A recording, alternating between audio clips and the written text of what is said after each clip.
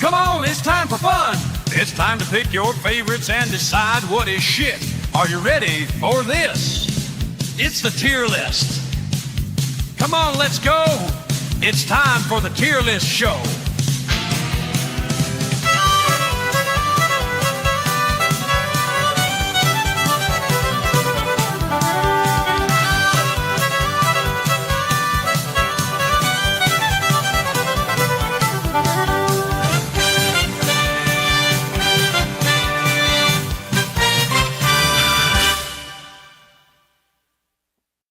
Greetings, everybody, and welcome to the tier list show, or the shit list, or whatever you want to call it. Welcome. How's everybody doing out there? We got Andy, the Toy Man Masterson, already here with us today. How you doing? Going insane with a puppy. Puppies do that. Yeah, he does. He's adorable, but man, he's a handful. They tend to be. But greetings, everybody out there in YouTube land. I know Nick will be here shortly, and some others. We're continuing our list from last week, so we'll go over what we had covered last week before we get started here. But hello out in the chat. I see some regulars already, like Bryant Barth, and let's see, we got Penny and RJ Godzilla. And Phoenix Knight. And, of course, they still got the names all screwed up. I see Davina Duckworth out there, Jason Webster. Hello, everybody. Welcome to the program. Hit that like button. Hit the share button. Let everybody know that we're live. Walter Tomaszewski's here. See, we got so many regulars. Read by Nature as well was here early on. Thanks for being here, guys. We appreciate it. And I'm sure more will join us as Valiant's stream ends. It'll be a lovely crowd as we get rolling here. But in the meantime, as we said, we're going to go over this list. But you did your own list since you didn't really get to join us last week. So we'll get an idea of what your list is, too, besides that. But just for those who may have missed last week's list, in the top spot, in the A tier, we got Avengers Infinity War, Civil War, Captain America 1 and 2. So all three Captain America movies and Avengers Infinity War in the top list. The B-ranked tier wound up with Avengers, Age of Ultron, Ant-Man, Endgame, and Deadpool and Wolverine. The C-list consists so far of Ant-Man, Wasp, Black Panther, Black Widow, and Fantastic Four, making us some of the racist motherfuckers in the world. And then we got, in the D tier list, we gave the D to Quantumania, which is also the third Ant-Man movie, if you forget. Captain Not America, Brave New World, and Doctor Strange 2, WandaVision Part 2. And then in the F tier, which I don't know how come it wound up E, but it should be F. There we go. Let me fix that. F tier. There we go. Is Wakanda Forever. And as you see, we have all these lovely films to go through yet down here at the bottom. But so since we're waiting for other folks to get in here, Andy, you said you did your own list. Yeah. Okay. So why don't you tell us or if you want to share it or however you want to. Well, let's see what I did here. For my A's, I was very stingy with my A's. Captain America vs. Avenger was an A. First Iron Man was an A. The first Avengers was an A, just because it was the first time they all had gotten on screen together. See, a lot of these we haven't got to yet, so yeah. What did we get to? Read off to me what we got on the A list. What we've got so far in the A's is Avenger Infinity War, Civil War, Captain America First Avenger, the second one, Winter Soldier, and then the B tier was Avengers Age of Ultron, Ant-Man, Endgame, Deadpool and Wolverine. Okay. Yeah, I got, let's see. We still have quite a few left to get to yet. Okay. Yeah, I was pretty picky with what I put on. I was going through chronological order or even order of release. Yeah, they just kind of went random. Yeah, Infinity War, that's a high A. Winter Soldier is a high A. Well, you have the S tier on yours, right? Well, I just kind of S tier. Yeah. I guess you would put on there. Guardians of the Galaxy 1, Spider-Man No Way Home, we haven't gotten to yet, but let's see. Yeah, none of the Spider-Man movies yet. Okay. Infinity War, a Endgame. Yeah, Endgame I put down lower. That was. Yeah, that was a B tier for us here on the list so far. Yep. Let's see what I put for Endgame. Yeah, I put a B on that one. Remember we debated a bit on that one. Yeah, there's a few things wrong with it. There's definitely the ending with Captain America really ruined it for me because Captain America wouldn't do that. Let's see, Civil War. Civil War, I gave a B.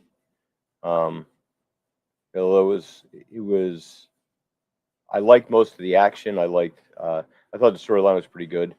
I thought it was clever, but the whole concept was like I always had trouble with that because you're putting this Sokovia Accord out there for these superpowered people when really Iron Man's not superpowered, Black Widow's not superpowered, Falcon's not superpowered.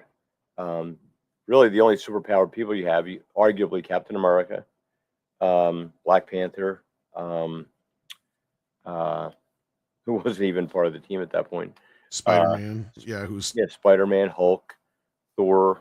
A lot of these Hulk's not even in the movie. Yeah, a lot of these characters don't have superpowers. Hawkeye has no superpowers, and so it doesn't make much sense. Like, what are you going to do? Like, make a Sokovia Accord for people with their technology? Like, Elon Musk is going to have his Tesla robots and probably his own suit of armor for long. So, I guess he would be legislated. I was surprised. We voted that one pretty high. So yeah. Oh, it's very entertaining. It's but I've been a Marvel fan since I was 8 years old, and I know these characters. Well, I really hope someone makes like a wiki fandom where the canon ends when Disney bought Marvel, because then it all changed. When they no longer had to sell comic books to make money, everything got kind of shitty. Then they could start writing all the goofy ass stories they wanted. Like, you have Bobby Drake, who has been around since 1963 and dating woman after woman after woman. Like, it wakes up one Tuesday, hey, you know what? I got this strange craving all of a sudden. It's like, and it's been there all along. Like, how would you react if we did that to North Star, who was like the first gay character in Marvel continuity? Like, he wakes up one day and says, just had a hankering for that vagina thing. Now I can't get enough. I think I've gone straight. Yeah. I ain't gay no more. Imagine the outrage. Loves women. Women. Imagine the outrage. No, you can't do that. It only works on like Tim Drake, 30 years with Stephanie Brown and all that. Like, hey, you know what? Looking mighty good in those tights over there, buddy. Like, come here. I want to try some of that. And it doesn't work that way. I remember the same bullshit excuse when back in the 80s, when the super religious people would say to the gay guys, like, you just haven't had the right vagina yet. And I would reply to them, so if you saw the perfect penis inside of a locker room, you would turn gay? And they're like, no, it doesn't work that way. Yeah, exactly. It doesn't work that way. You kind of like what you like. It's, no matter what you do, you're not going to get somebody who doesn't care for, if you like Burger King, you're not going to go to McDonald's willingly. Indeed. So yeah, with that, what else you got on your list there? Did you get through? Let's see here. Okay, we didn't do Fantastic Four yet, right? Captain Marvel. That's where we ended last week. Okay. Fantastic Four, yeah. Fantastic Four, I gave a C.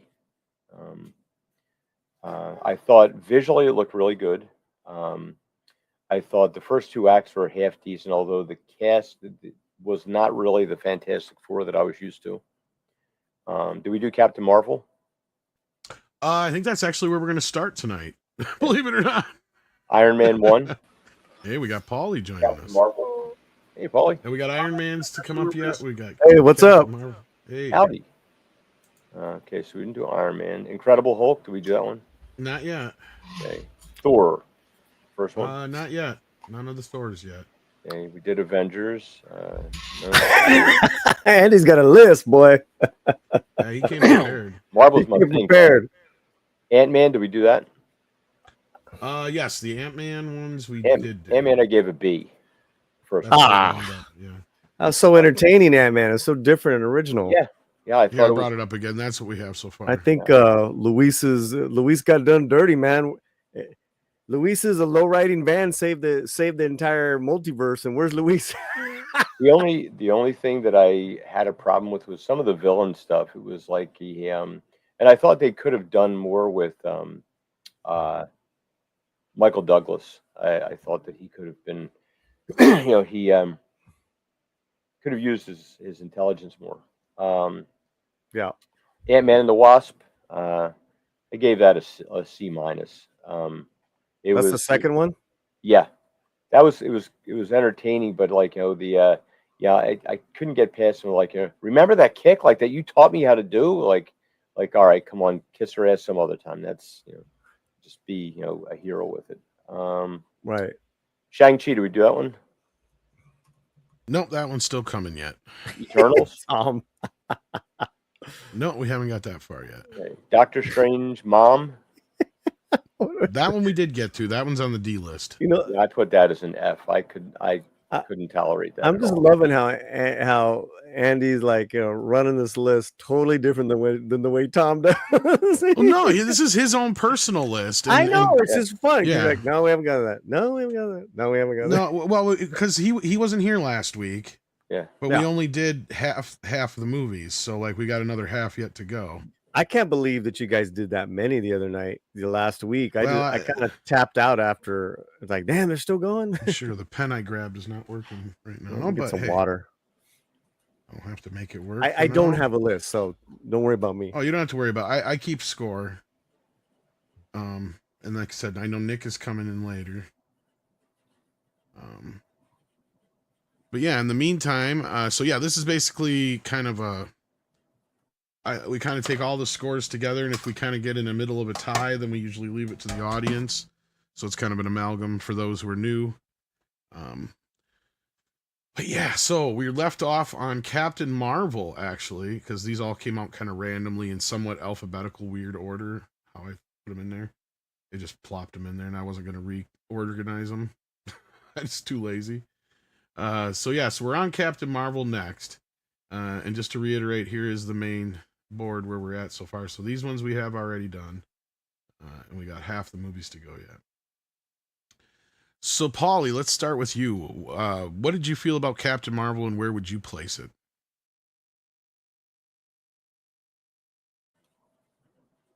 Which one is Captain Marvel? Remind me. Are you serious right now? Brie Larson. Brie Larson. Yeah, okay. F. The first Brie Larson one, so F for you. F, That's it. That's all you have to say about it. Okay. I mean, fair. I think I saw it maybe once, maybe not even all the way through. I mean, that's pretty much an F. It's for me. Yeah. I don't. Yeah, I know we got. Lots if you're sitting here going, "Remind me what Captain Marvel is again," that's pretty bad. Right. I mean, I just remember, didn't she was trying to tell? Didn't she beat up some dude on a motorcycle? But that was a deleted scene. Garbage. There was some of it was deleted. Yeah. Yeah, garbage. Because he's like, you could smile or some shit like that. Yeah. All right, so you give it an F. All right. Yes, sir. Andy, how about you? What's Andy That's doing? about what it's. He's busy with the dog, probably. Oh yeah, I got mine out. Dog's probably chewing on something he's not supposed to. You're muted, Andy, but yeah. Just silicone, that's all. Just Anyway. silicone. Ouch. First it was styrofoam. Yeah. So I'm an F for Captain Marvel. So they not only did they destroy a great character back in the 70s in the comic books, 70s and 80s, Captain Marvel or Ms. Marvel was hot, she was flirty, she was what women's liberation was all about back then. She was flirting with Tony Stark all the time, all kinds of stuff. And now to turn this thing around and you put her in there, you destroyed Marvel by making her Annette Bening, who was like not supposed to be anything really like That's not right. She was in that movie. yeah, and not Marvel. One of the greatest graphic novels ever made is The Death of Captain Marvel. Then they introduce Monica Rambeau's mom, which of course that's gonna like The backfire friend. later. The friend. Yeah. So I mean, and all the men were just holding me back the whole time. I could have been my epic self if not for men holding me back. This is like that was the signal, like where everything was headed. And when Kevin Feige in charge, because he had a foot fetish allegedly with Brie Larson. So yeah, and they had her shoes off in that too. Didn't they? They took her boots off and she was running around. That's not a good thing. I mean, Andy, I think you could. There's an argument to be made about this is where all the crap started and why we're at where we're at with even mid to decent films coming out. Is just like no one cares. Like the damage has been the last couple of years. I think it started with the chick walk in Endgame. That was a big part of it, but for me, this like Captain Marvel, this is where I just threw it right in the F's because I agree with you guys. Like this movie for me, I was so mad at it, and it could have been a good film, right? Like that third act goes completely off the rails, and I'm like, did they totally miss the point of this film? Because what's sad is the bad guy's right. If you think about it, and this is what I remember about the movie, and this is why I remember this about the movie, because the whole thing is like she's treating what's his face, the guy character. John Rock. I'm trying to remember. Yeah, I'm trying to remember Jude the Law. actor who. Jude Law. Yeah, Jude Law. Like his whole character, his whole thing the whole time is, you may not have your powers. You need to learn how to fight without your powers, which he's right. Yep. You know what? You may have a point at some point. You're going to have to learn how to fight without your powers. But the whole movie, at the end of the movie, she's like, well, I still have my powers and I can fight with my powers and I can use my powers to beat you. It's like, yes, he knows this already. That's the point. But you're treating it like he was doing it to like bring you down in some way. It's like, no, he's teaching you a valuable lesson because at some point you may not have your fucking powers and you may need to learn how to fucking fight because you're a woman who weighs $105 and any guy is going to mop the fucking floor with you. Right. But let me also say this, because Andy said something about how she was hot back then. Brie Larson's a good looking woman. No, yeah, but Paul, what I mean is like, I'm saying that they didn't use that because they wouldn't dare. Exactly. Yeah. That's all I'm saying is that it went against that whole grain. Exactly. Well, and that was what Andy was saying was like the original version of this character was much more likable. Yeah. That's what I mean. And then it's like, because of the modern times, I mean, can you imagine if it was going to come out now with like a Sydney Sweeney or Brie Larson, like with no, totally like coming out of this? Yeah. That'd be kind of fun and hot, man. That's why Sydney Sweeney is getting all the hate she's getting is because she's unapologetically hot. I mean, she's not like spectacular, but she seems genuine. She seems authentic. She seems like, she's got a sexiness to her that because she's kind of like not ashamed of it. And they don't like that. They wanted women to be like ashamed of their sexiness and stuff. Yeah, their femininity. Yeah, and if they leaned into that and they made her like, I mean, Brie Larson's a pretty lady. She could be like put some makeup on her and doll her up a little bit. She's, I mean, you might have to pad out the suit and the butt a little bit, but hey, she's they didn't lean into those assets. I mean, it's kind of like there's a reason why everybody rewatches Iron Man 2. It's not for the story, but Scarlett Johansson's hot in it. F. Yeah, F all the way. So let's we got a couple super chats in the meantime. We got SFX Sabertooth Raptor sending in 5 schmackaroos for Paula. Gimme. Says would do an amazing job as 1940s era private detective series or spy thriller. I agree. Yeah, see. We're hot on the trail for the case of the Sleepy Lagoon murder here in Los Angeles, everybody. You know who Paulie would really sing as a young Edward James Olmos. Like if you ever needed, like if he was in a movie and you needed like a younger version of him in that movie, you'd be perfect for that role. Wow, that's cool. Because right now with that beard, the way you're looking right now with those glasses, that hat, like you look like a very young. Well, like Edward James I Olmos. appreciate the compliment. No gay. I appreciate He's a that. very good-looking young man when he was younger. Yes, indeed. Oh, he's in his yeah. he still has that that charisma. Yes. Yeah. Like Zoot Suit era, exactly. Like a little older than that, but like, yeah. Yeah. Yeah. Maybe even sexier. Thanks for the no gay. No gay. No gay. Then Jason Webster says, wanted. Kevin Feige and Marvel for writing group for crimes against contemporary culture and for phases 4 and 5. Hey, I would go all the way back to phase 3 at this point, practically. Yeah, man. All right, well, let's keep moving here. We got the next up, and this is one I have watched, but again, I probably remember less of this movie than you do of Captain Marvel, but Eternals. So here we are on, as Clobby lovingly used to call it, the Eternals, I think it was. Yes. So the Eternals, where would you guys rank the Eternals? Andy, let's start with you. What's lower than F? Exactly, F minus. Oh my God, this is like, so they shot for diversity, but they got conformity because every single person, every character in this thing is really, really boring. I mean, they put Salma Hayek and Angelina Jolie in this, and it wasn't even entertaining with that. It's like, so they did a really good job with screwing that up.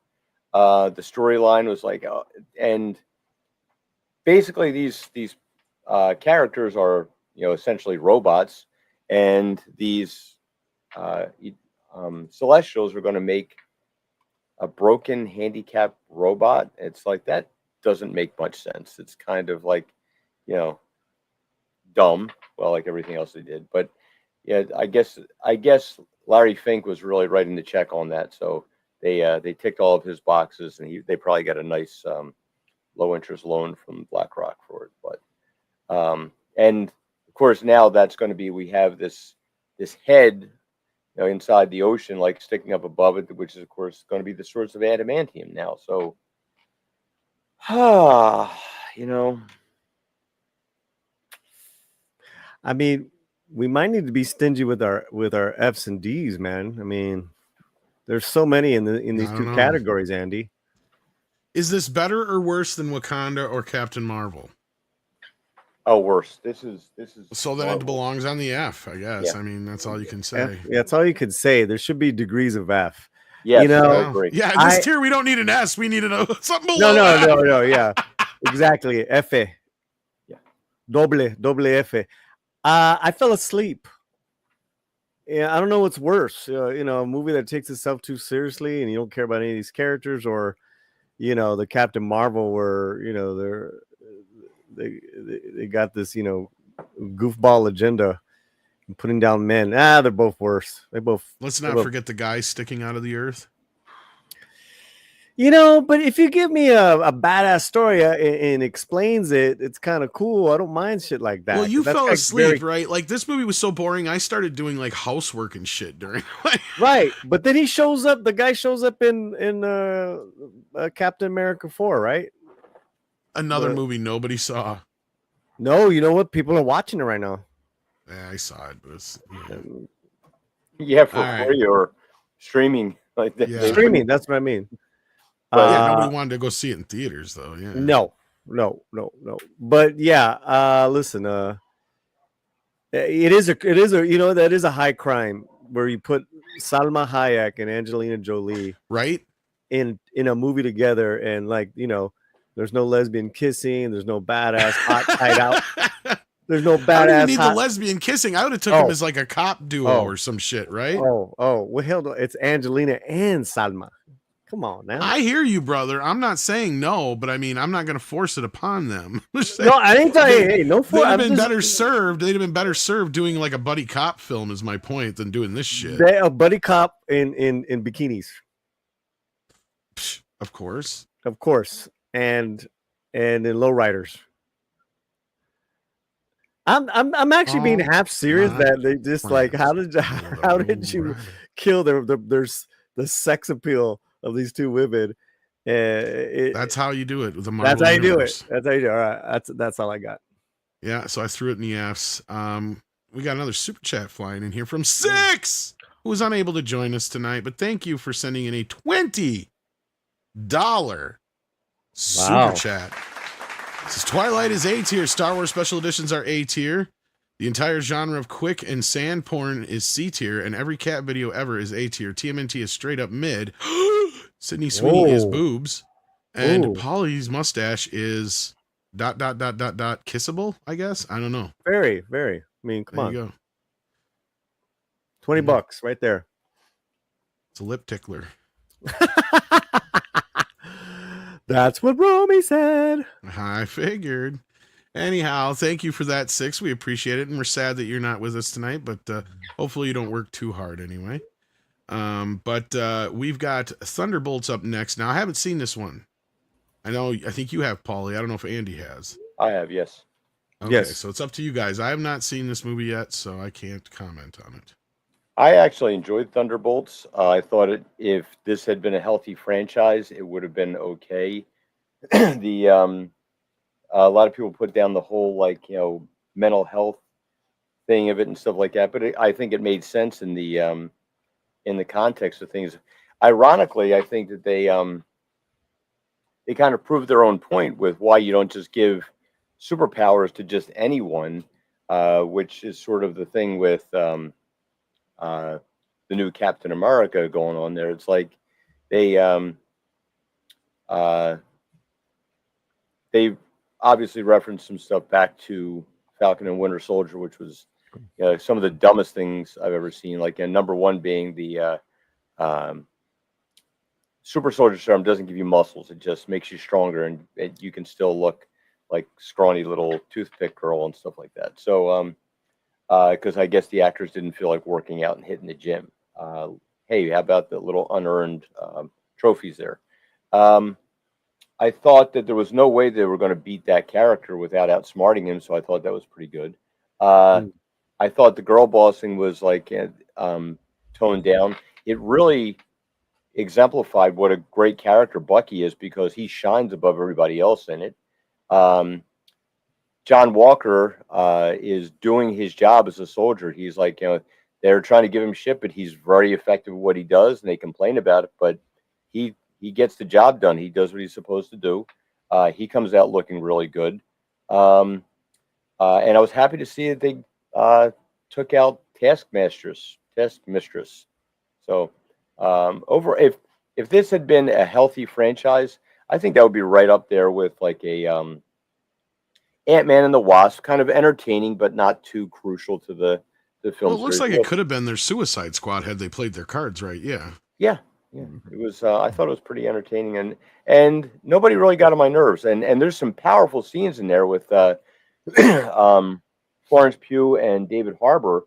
They have a great one, and there's another great scene in there with Bucky giving a speech. It's it really kind of tipped their hat a little bit that they backed the wrong horse. Bucky would be a much more compelling character as Captain America because he's different. He's got to battle some demons to be Captain America, to try and live up to a thing where Sam Wilson says, "Look how noble I am." So I'm actually going to disagree with Andy. I think this is probably a D+ at the best. Oh, so what did you give it, Andy? What was your actual score? I don't. Oh, I'm sorry. I didn't. I thought you gave. No. I just want to write it down. Oh, I gave it a B-. Oh wow. Okay. Yeah. All right. So go ahead, Paulie. I just wanted to make sure I got. I thought you said C, so I was gonna go.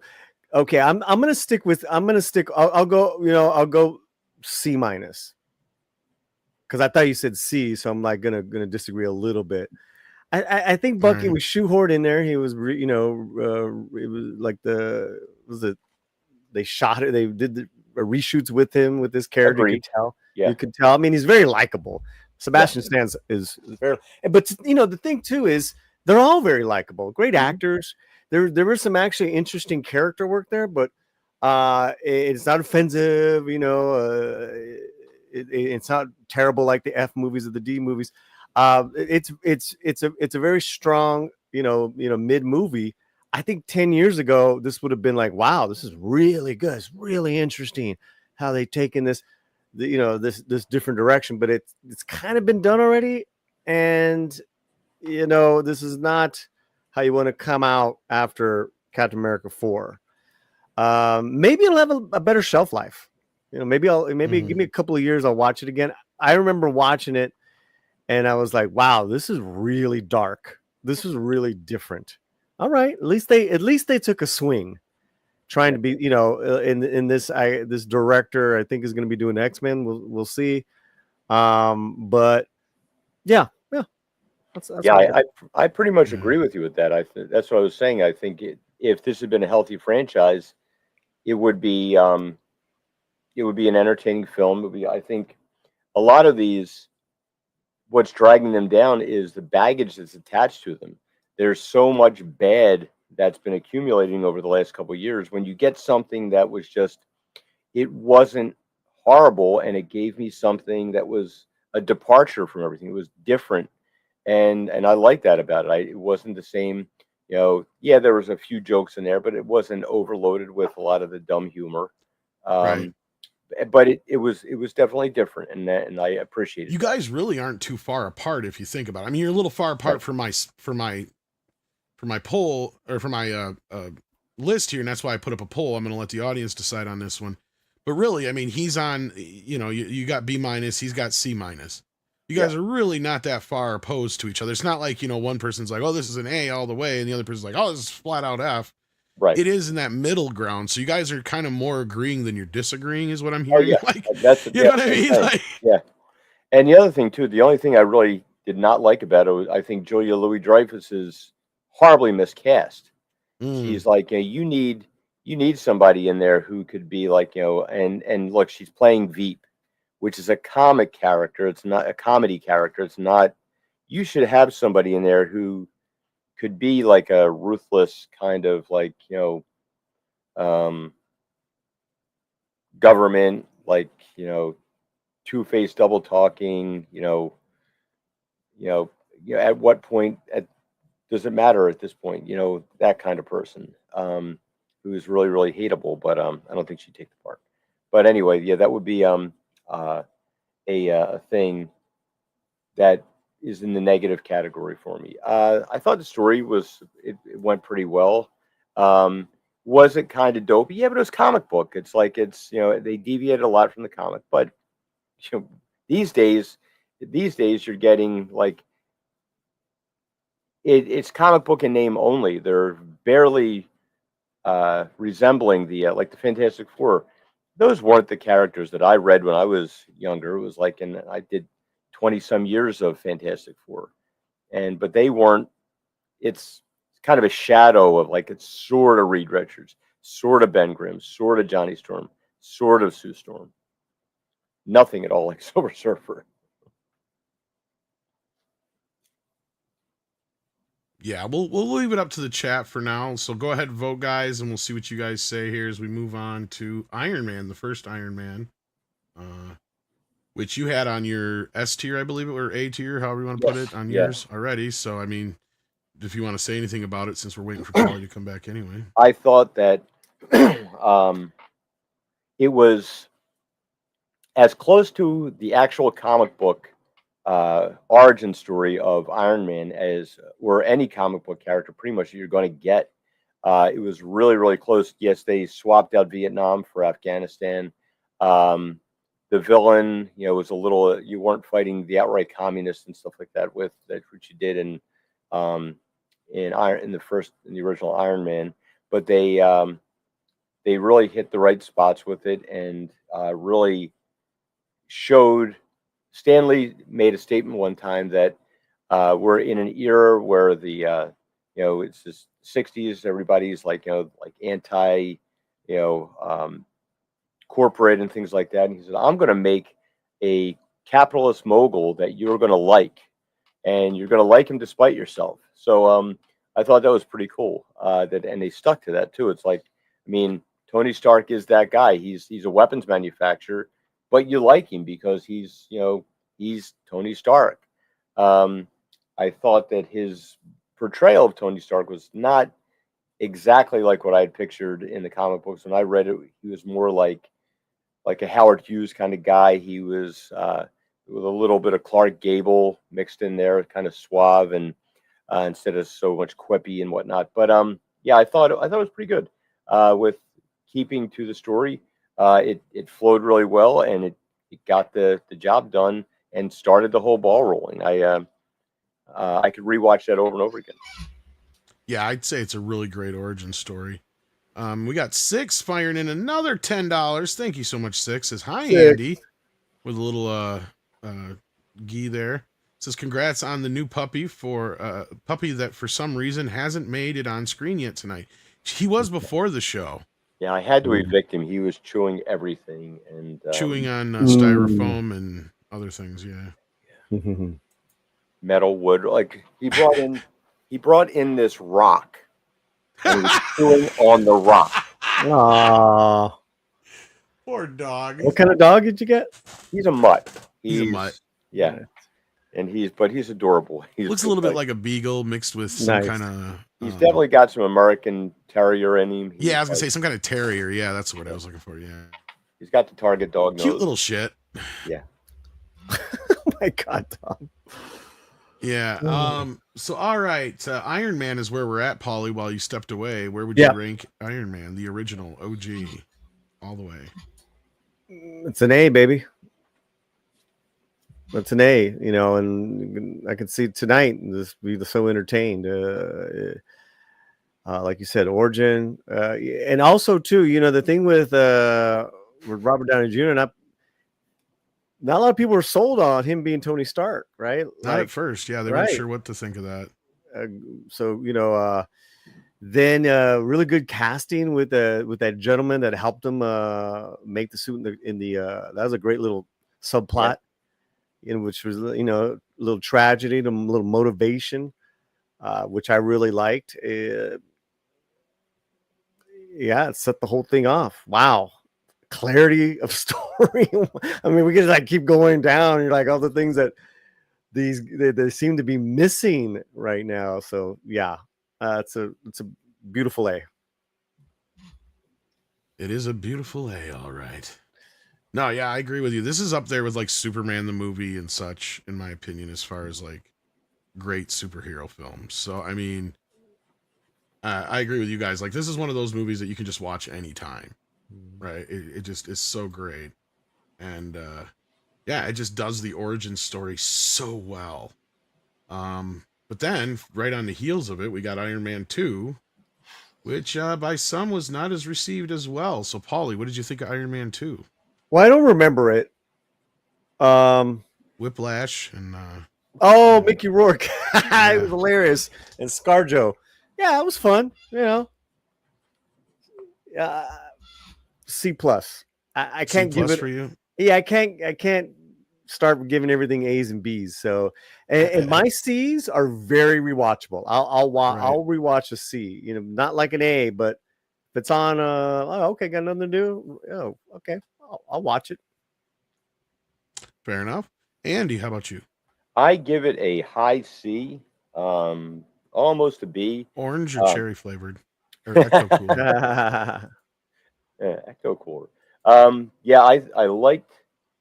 I was disappointed, again, being the big comic book fan. I was disappointed that Ivan Vanko was not Titanium Man. I thought that would have been much cooler instead of swapping out Whiplash. That would have been because Iron Man always had that rivalry between the competing suits. He had Titanium Man and Crimson Dynamo, and that was pretty cool. I did like the elements there where there was kind of the thing with the two fathers that were in there. They tried to tap into the Demon in the Bottle storyline, which was great. That's where Rhodey first takes the suit, which is really cool. I did like Terrence Howard much better than Don Cheadle, though. It's a shame they had to make that switch. I think he just has more charisma in that role. And Don Cheadle's like a great actor, but he's in my opinion, one of those actors that can't play anything. Certain roles he's really good at. Other role like this, and it could have been like the material he had to work with as well. But you introduced Scarlett Johansson, who looked absolutely phenomenal. This really did a good job as Black Widow. Portrayed her a lot like the comic books because you see like she's speaks Latin and all this stuff. She's very competent at her job, gets all the stuff done, and nobody suspects that she's anything more than a hot secretary. Except when she gets in there and kicks the hell out of John Favreau, and which I thought was pretty funny. Yeah, I think this gets a lot of hate that it doesn't really deserve, but it had a lot riding on it. There was a lot of people trying to get this thing. All right, we got to move this thing forward because we want to go somewhere with it. And I thought it did a pretty good job. Is it great? No, but it's again, like Paulie said, I will turn this on if it's on TV. I'm going past. I'm stopping on it. Yeah, for a little while, maybe. Yeah. Yeah, I liked Iron Man 2 more than most did. I didn't hate it. I don't agree with a lot of the flack it gets. But Andy, what score would you give it? A final score? I missed that. A C. C. So you guys are both in the C range. Yep.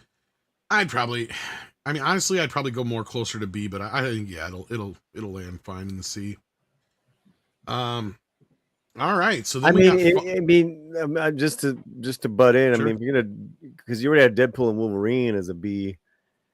I mean, it's way better than Iron Man 2, in my opinion. You're not wrong. So yeah, I see where you're coming from, and yeah, just for me, my issue is like Fantastic Four and Black Widow and Ant-Man and Wasp aren't nearly as good as Iron Man 2.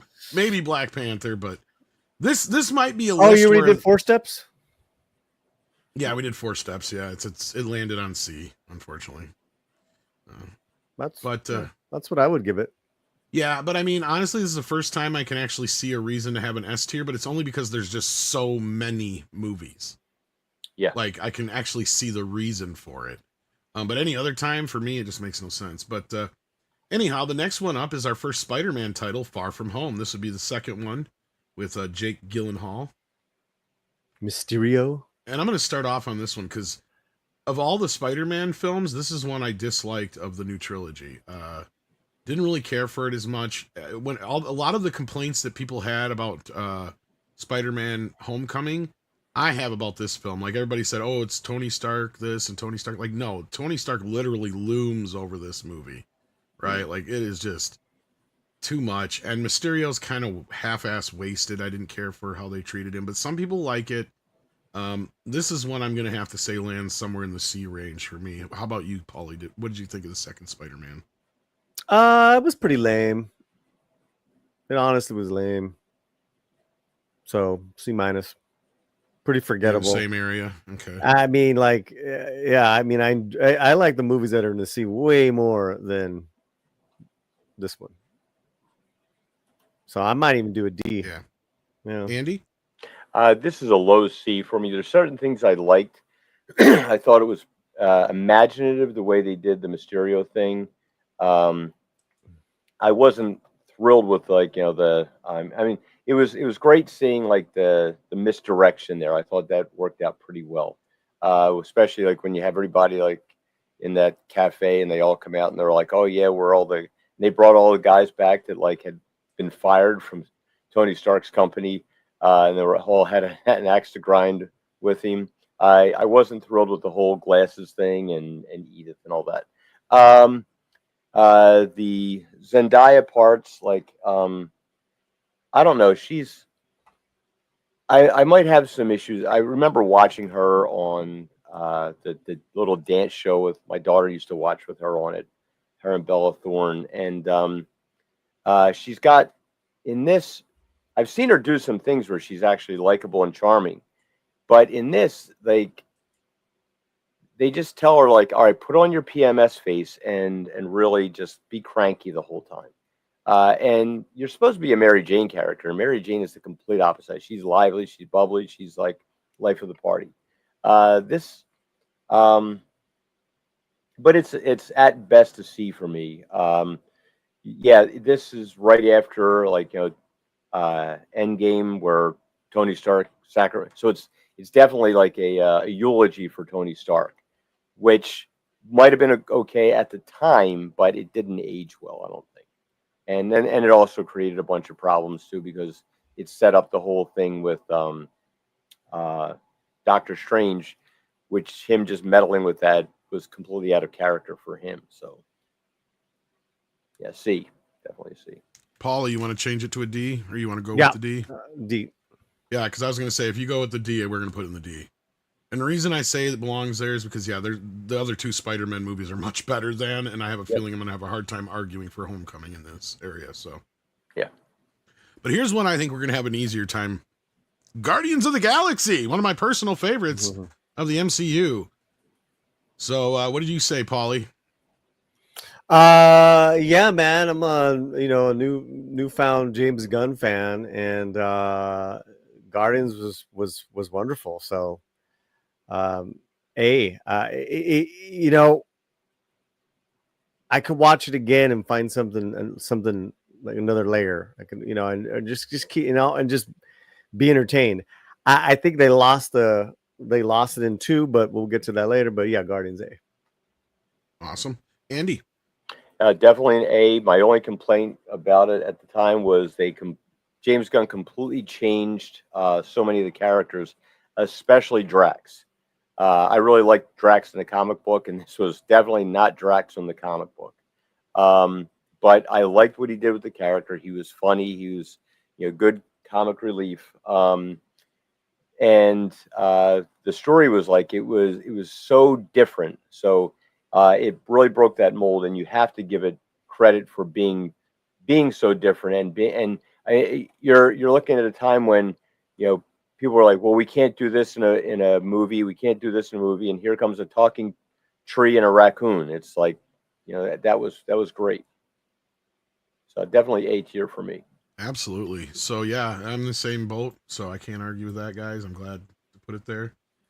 And then next up, Spider-Man No Way Home.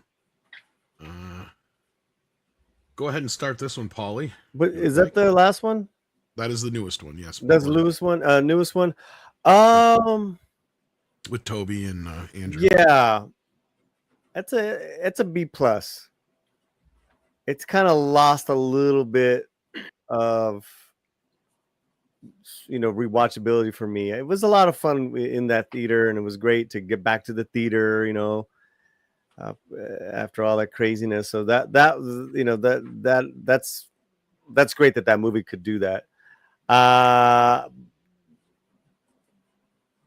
Zendaya wasn't as annoying in this one. True. So you gave it a B plus? I give it a B. I'm giving it a B plus. Andy. I tried hard not to just give it for the nostalgia factor with Garfield and Maguire. If you look at it in that context, it's an A for me, but there's a lot of issues with the story and ripple effect that it's set up, which brings it down to me. So I would say like an A minus B plus area for me because of the impact that it had. Like, I think it was my biggest issue that I had was it was so out of character for Doctor Strange to even do that in the first place. If he had gone to somebody else or something else, see, that would have been a spot for Mephisto to step in and give you like that cursed wish that you really want, but it has all these other repercussions to it. Alfred Molina was absolutely incredible in it, and Willem Dafoe was like off the hook. He was tremendous, as he always is. So the performances and the moments that really bring it up for me is like, I think every performance in this was really good. Tom Holland has never been more likable, more convincing as Peter Parker. Tobey Maguire and Andrew Garfield was like the incredible standout with this. He really showed that he was much better than the material he had to work with. And it visually, I thought it was great. One of the last of Marvel's peak visually stunning movies. So yeah, I would say B plus. B plus. Yeah, I mean, honestly, I haven't seen it in about a year or so, but I do hold this one in kind of high regard. I feel like this movie really nailed all the great things about the MCU to this point. It was one of the better Spider-Man films, in my opinion, probably top 2 or 3. depending on what day of the week you ask me. And I mean that with the Tobey Maguire movies and all that mixed in, right? Like I'm talking about just in general. And as far as MCU goes, I would say it's top tier because this movie is a comic book movie, more like first and foremost, right? Like this whole idea of the Spider-Verse is very popular anyway, but like this is a very comic booky movie that I felt like Deadpool and Wolverine really, extended that. So like those two movies work very well together in that respect. Yep. Well, And, I mean, those are the highlights that we've had in the last couple of years. So I mean, I would go with an A on this, actually. And somebody who has so we have another possible change in this, because otherwise it's sitting at B right now, unless Nick comes in here and says something different about Spider-Man No Way Home. Ooh, I slid in at the right time. Perfection. Okay, I'm gonna go with. Ooh, this is tough for me. I'm gonna go to B plus, but it does have moments of A around it. It definitely has some A moments, and I have rewatched it, and it's not something where I watched it once and never went back to it. I own it on Blu-ray. I have rewatched probably 5 or 6 times, and I really enjoy it. I love the third act is incredible, and it's probably the only movie that I've seen where Zendaya does not act like typical Zendaya, which is weird because she shows a lot of humility in this movie. See, look, I gave credit to Zendaya because it's the right thing to do. No, obviously she's not Mary Jane, but that's fine. To me, she's just Michelle Jones. But I really love Willem Dafoe in the movie. And I really loved Tom Holland finally becoming a true Spider-Man. So this movie gets a lot of points for doing that. And it really gave him a story that felt a lot more personal. So it's tough because I want to give this an A. I do, but I got to give it a B.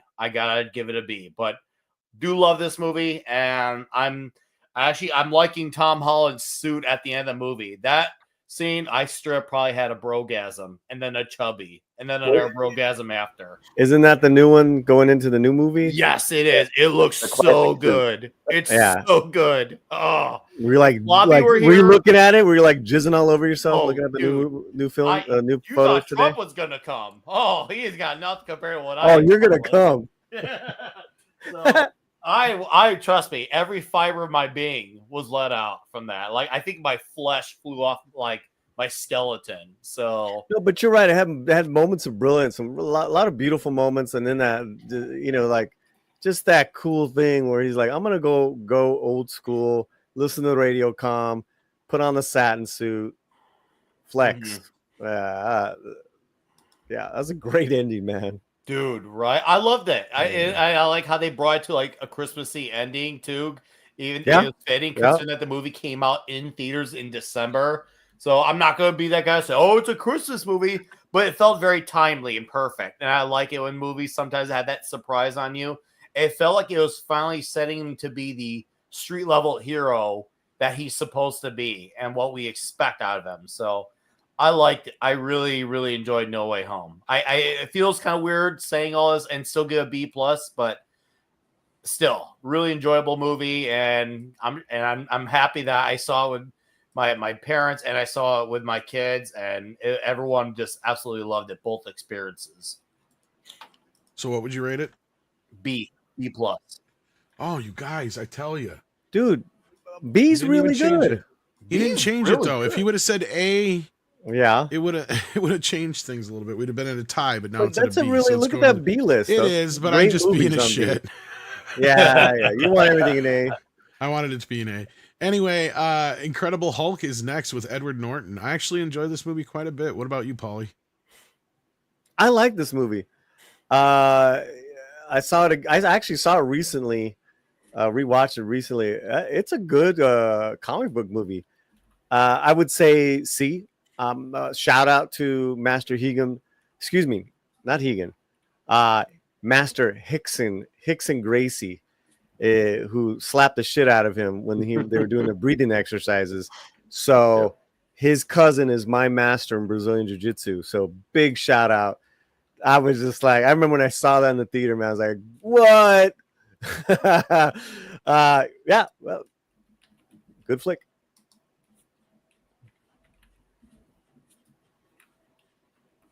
Andy. I gave it a B minus. I thought it was. I liked Edward Norton's Hulk. I really liked Tim Roth as the bad guy. They kind of like went a little crazy with it, which I thought was cool. Um, uh, Betty was great in it. I thought Jennifer Connelly was a better choice.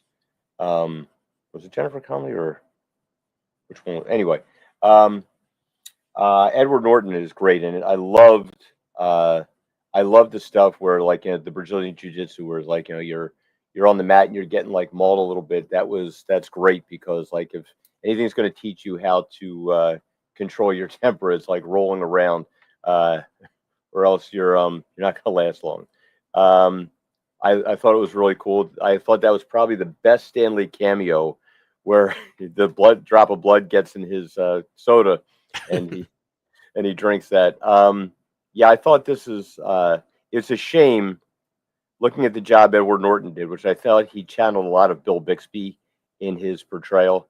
Then we get Ruffalo, who's Ruffalo is just, to me, I can't take him as Banner. He's just too, Banner's not a wimpy guy. He's not like, he's kind of, he kind of does what he's got to do, but he's like, yeah, he's not like super aggressive and whatnot, but I don't know, Ruffalo, he just, every time I see him, I just think of like rom-com and weak sauce rom-com. So, yeah, Ruffalo's too nebbish to be yes. playing him because he's a yes. Bruce is a geek. He is a scientist, but he's not somebody who's going to generally be pushed around. And he does kind of, depending on which version you're going by, they've always kind of leaned into this idea that he has anger management issues as well, which kind of goes into the whole idea of the Hulk, right? Yeah. So yeah, I agree with you. Like Norton nailed it. He was the best. Yeah. Yeah. So definitely it's a B for me. Neek. I'm gonna go B. I'm gonna go straight B. No plus, no minus, no HIV positive, no negative. This is gonna be I'm gonna be super straight and give it a B. Super straight. Yeah, I'm gonna be super straight. And I saw this one opening night in theaters, and I've rewatched it. Happy to have rewatched it. It's a fun ass kicker of a movie. I enjoy that Edward Norton, like Andy said, took from the Bill Bixby portrayal of the movie, and you could tell Edward Norton really, really liked playing this character.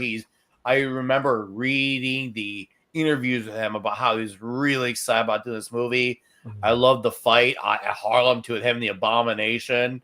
It was like, holy crap, we're actually getting Hulk versus Abomination. The fanboy in me was like, seriously, like I was in glee seeing that fight. And of course, you had a great cast too. That's another thing this movie does.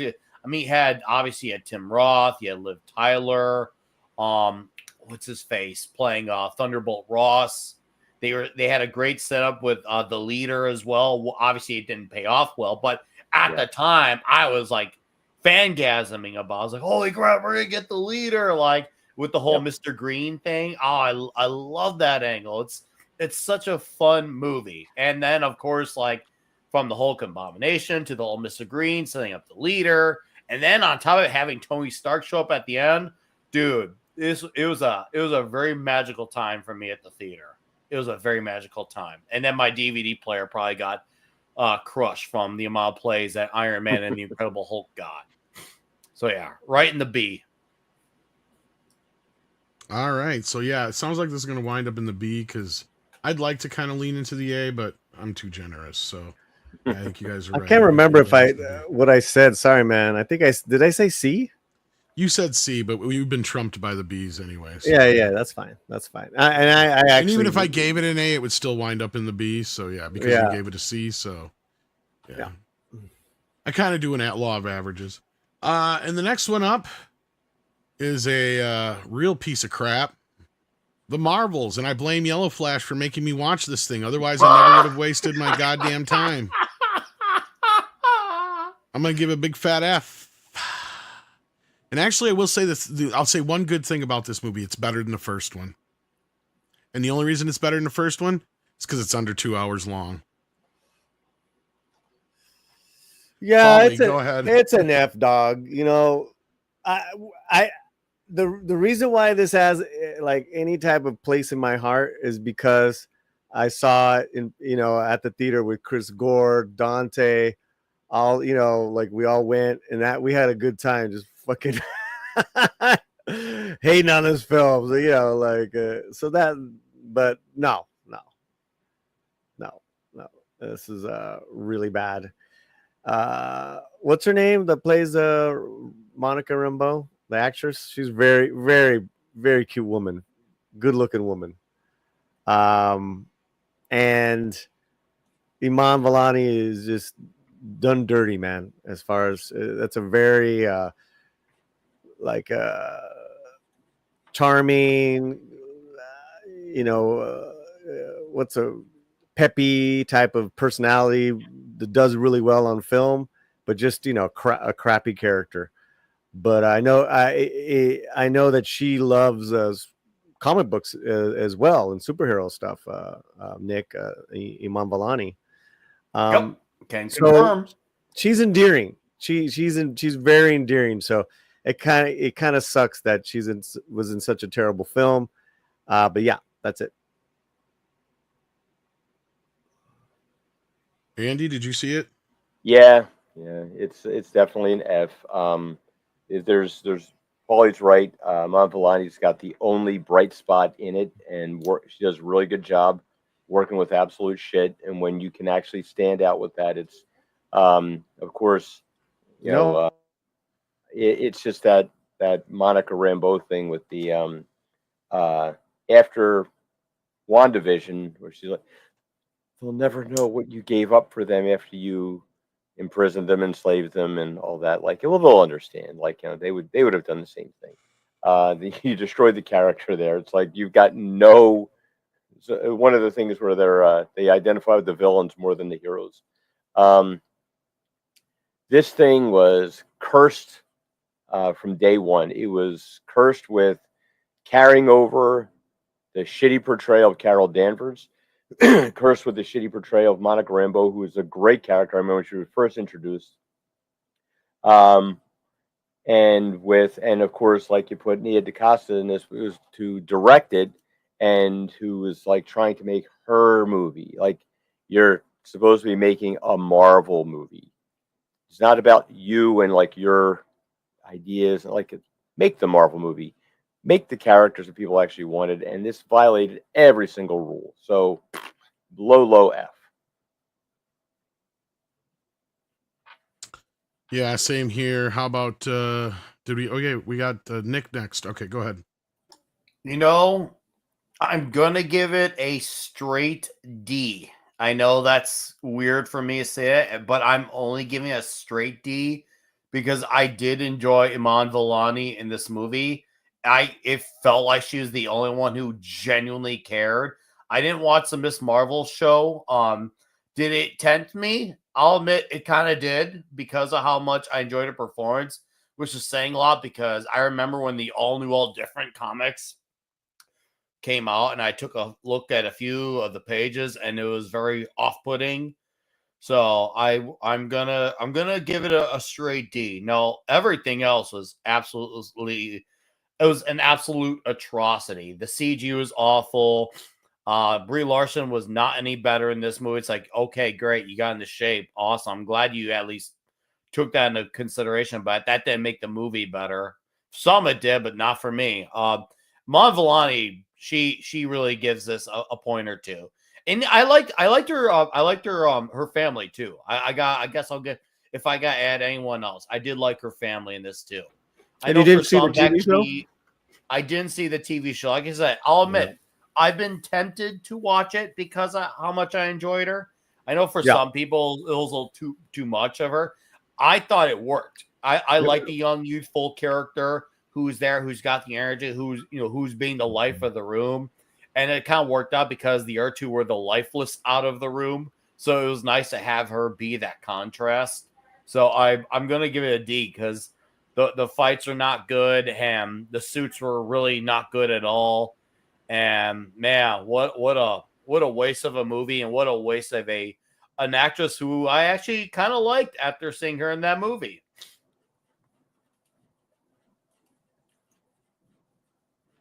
All right. So honestly, I can't help this movie. It's gonna go Hey, an F. I'm not gonna argue. I get why people give this an F. I'm not gonna be like, oh, how dare you? I get it. I straight up don't blame anyone who gives this an F.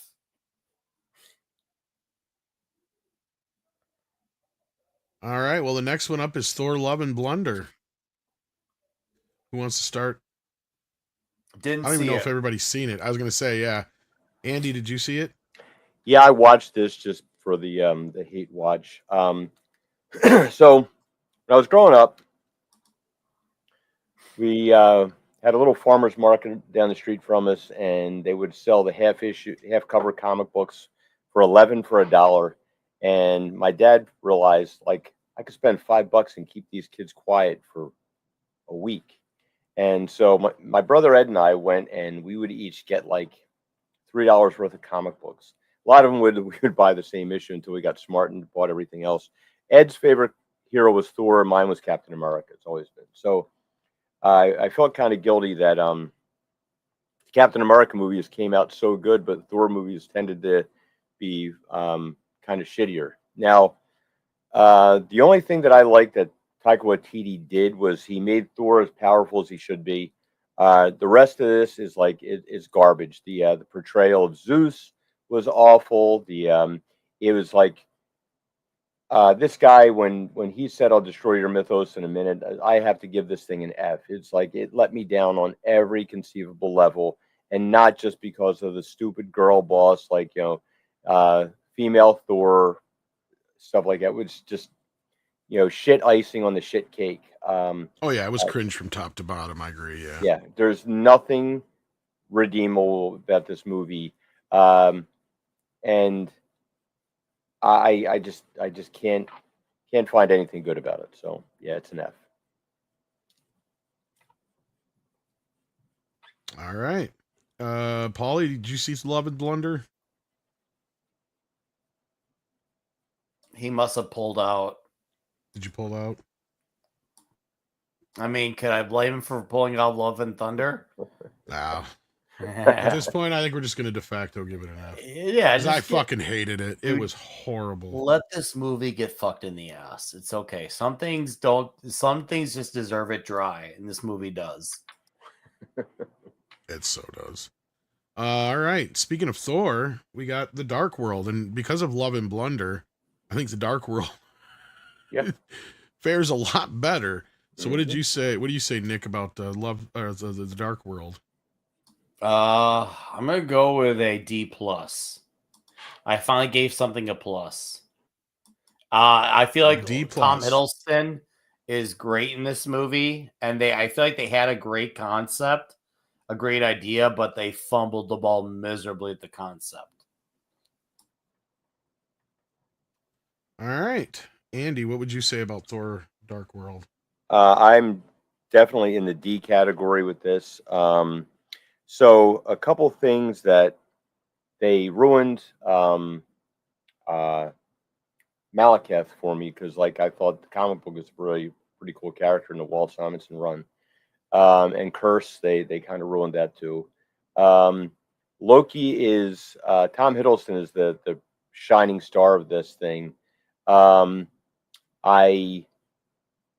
I still have issues with they messed up Thor's origin with this, because Thor is supposed to be the son of Odin and Gaia, or Jord, the giant female giant representing Earth.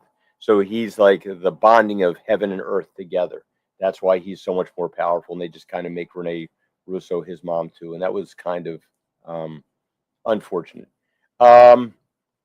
The Jane Foster thing, I thought like she just absorbs all the ether stuff. I thought that was kind of there's not a whole lot I like about this. Some of the action sequences are pretty cool, but yeah, it's a D. It's like it's one of those like I would begrudgingly rewatch some of it and fast forward through most of it.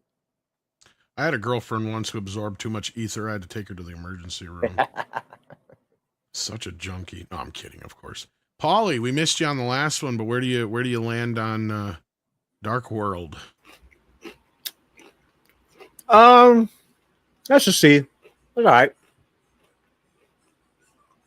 See, you said? All right. Yeah. See, I think I remember watching it again this past year. Within the last year, I was like, What'd you say again, Nick? You said D. entertaining. Andy, you said D. D C. plus. What'd you I'm say, straight, Andy? straight D. Straight D. And you say C. Because honestly, Put in the D, man. the problem is that there's too many good movies in the C's. Put in the D. I'm I fine almost with feel that. like we need to bring down like Black Widow and Ant-Man and Wasp at least. No, not Ant-Man. Ant-Man and Wasp, that one was horrible. Oh, I thought it had been Ant-Man. Yeah, because I mean, I feel like this should be in the D's, and I feel like Black Widow should be. I feel like fucking Fantastic Four should be in the D's, but I'm not going to win that argument. Wait, where's Black Widow? Black Widow is on the other side of Black Panther here. That's a C? Woof, man. Yeah, you guys that's are what I'm almost saying. better I think we than need to was. move these down. I'm sorry.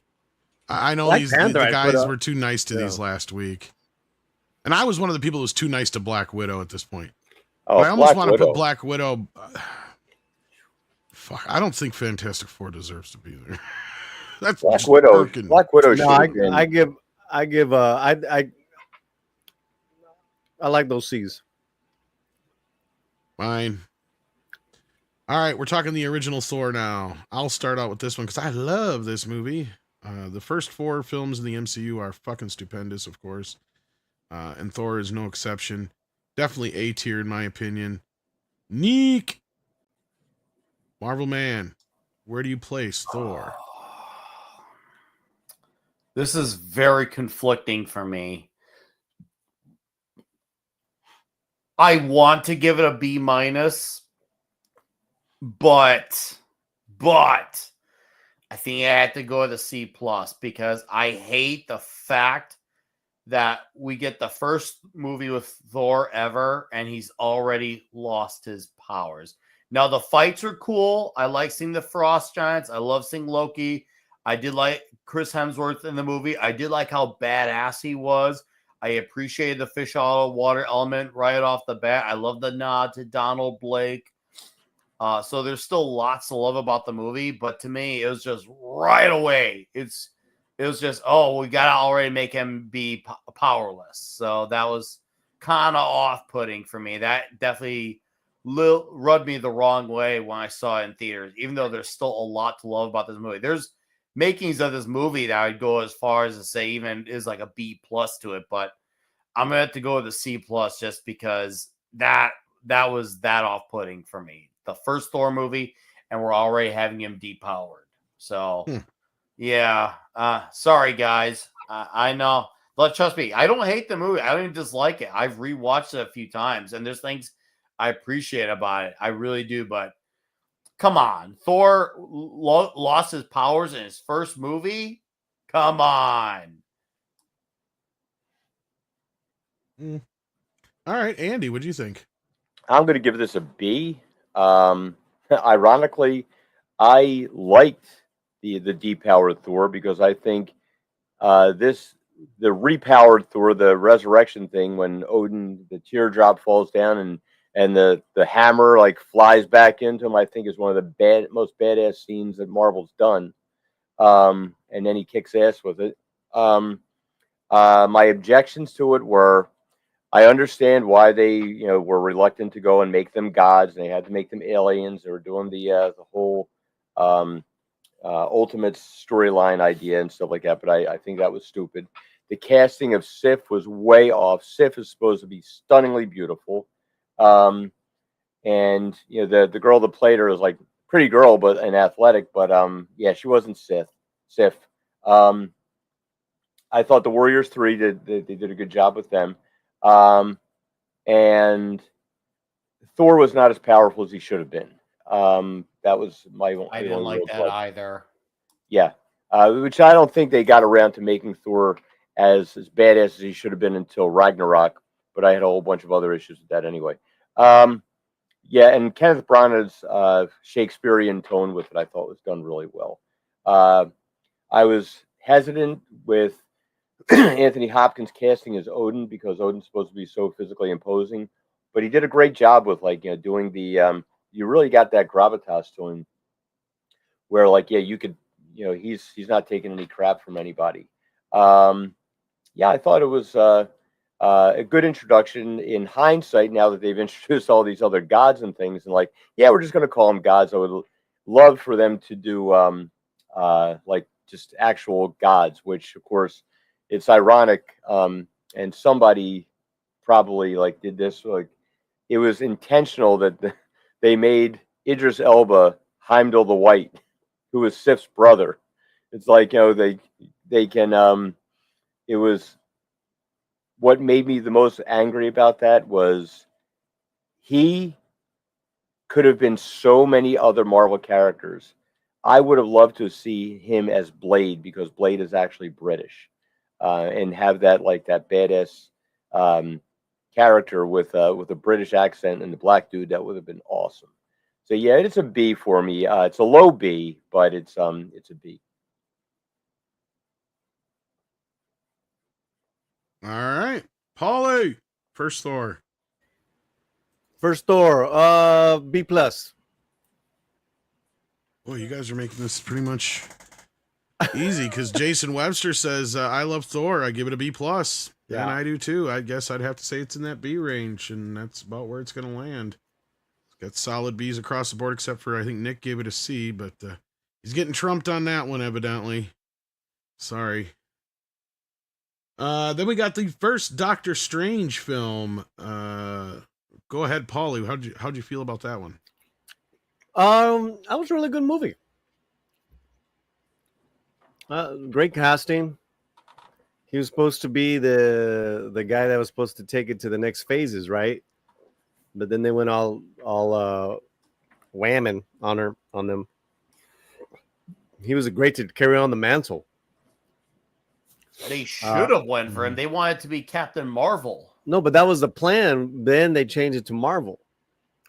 Captain Marvel was first. They were talking about as far back as 2019. They were being out in the open about that before Endgame even came out. Hey, Captain Marvel's gonna be the future of the MCU. Yeah, and then So anyway, I give it a strong B. Very enjoyable. All right. So we got a B for Doctor Strange from Paulie. Andy, how'd you feel about Doctor Strange? B. Two things. I think Cumberbatch did a great job as Doctor Strange. Mm-hmm. Obviously, the recasting of the Ancient One as Tilda Swinton is kind of like a burr in my ass with it because, and that was done just because to placate China, because you can't have a Tibetan hero with the Chinese government. I thought that Baron Mordo was wasted in this because Baron Mordo is, he's an evil, sinister dude. I didn't like them kind of twisting that around to make him kind of misguided, like he was just because of his point of view thing. And the biggest problem that I had with it was that Doctor Strange studied for years to become an adept sorcerer and and the Sorcerer Supreme, not just a few months. I thought that was kind of lame that they did that, and especially when they had already kind of set up that he should have been on the map when you had the algorithm there in Winter Soldier, and then you look on the map and it said Stephen Strange is one of the guys who's going to be blown up with the helicarriers. So they kind of lost some of their own mythology right there. But other than that, I thought the more so than anything, the ending of this is probably the most epic because that's really a great twist. You caught Dormammu in this time loop. I didn't like that they made the Eye of Agamotto an Infinity Stone because now it's gone. But I thought it was done really, really well. And it's a shame it never got a sequel. So yeah, it's a B. All right. Wow. Sounds like this is going to be a B, even though I would probably. This is a tough one. I like this one a lot, and it is one of the better 3D ones too. So again, and I ended up liking it a lot more than I thought I would.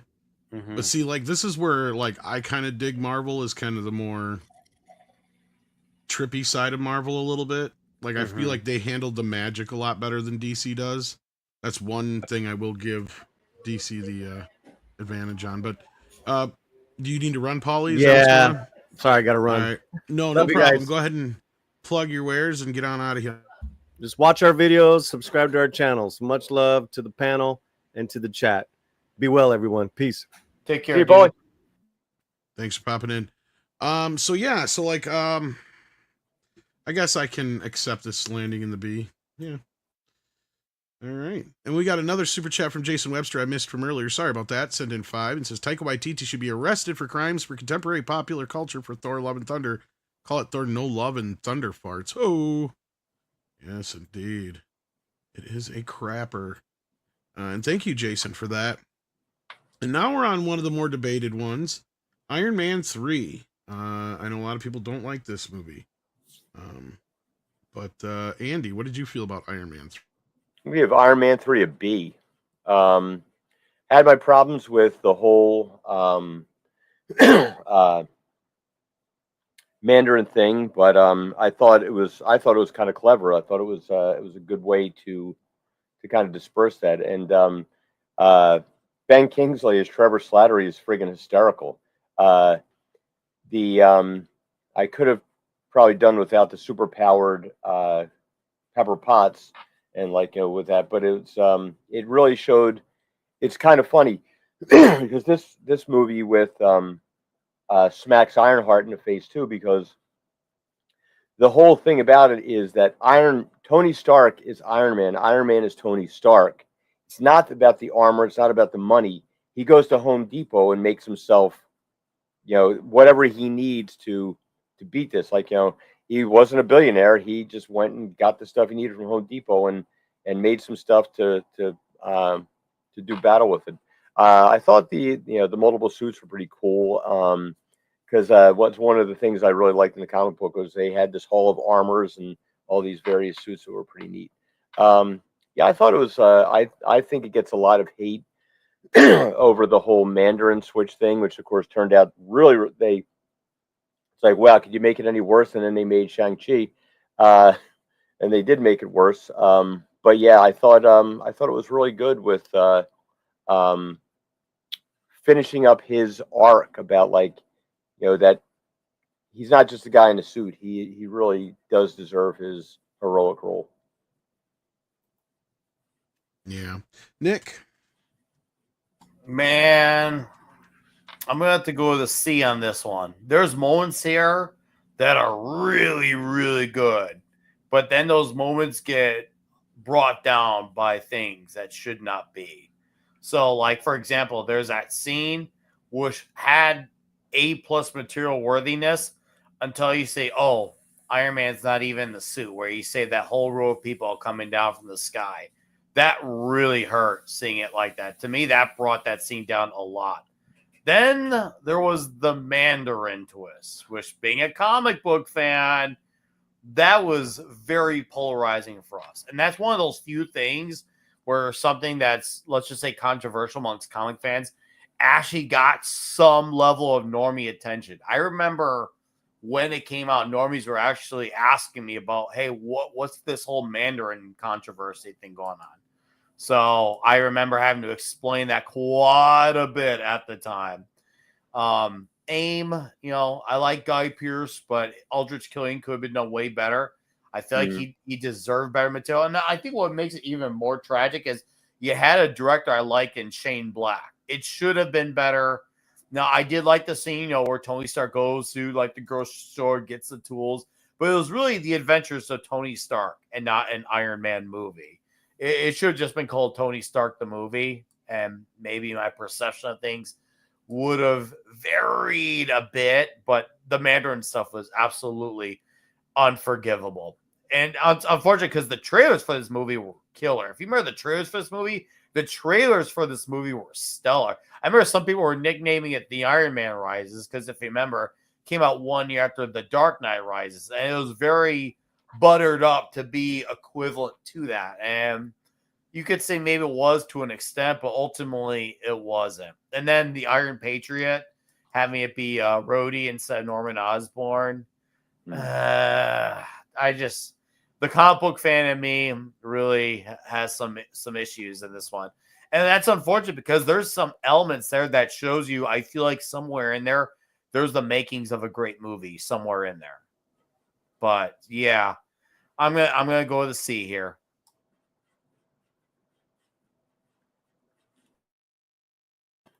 I can respect all that, Nick. I think, but I can kind of see why they steered away from, because they're still trying to get the Chinese audience. There's definitely not going to make the Yellow Peril Mandarin that we saw in the comics. Oh, I know, and that made me mad at the time. Yeah, that made me so mad when I heard about that. Between that and what the Ancient One, I'm like, why are we listening to these people in these other countries? Like, that was probably the very first. I would say it was my full-on red pill awakening, but it was the very first seed that was planted, if not one of the very first seeds, where I'm like, something's starting to be off about this picture. Obviously, yeah, I mean, I didn't hate greater years on, but go ahead, Tom. Sorry, I didn't hate Slattery, but I hated the idea of Guy Pearce, who it was.